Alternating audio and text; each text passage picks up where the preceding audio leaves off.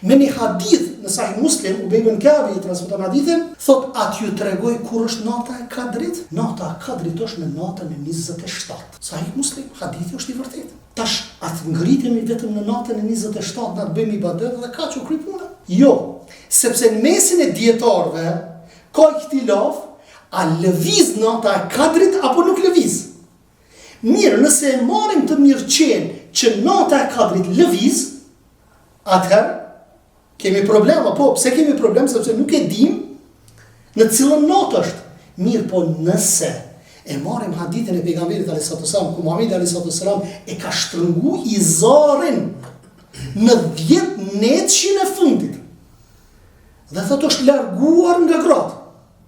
I ka thirrë dhe i ka zgjuar gratë apo familjarët e vet që ta bëjnë ibadet Allah subhanahu wa taala dhe nuk ka flejtur deri në mëngjes. Pse? Se atë natë vllazni zgjidhet çdo gjë. Atë natë zbresin me lajket Allah subhanahu wa taala, zbret kush zbret? Me lajket Gjibril. Subhanallah, engjulli Gjibril. Pingrit durt dhe po thu ja Rab falem.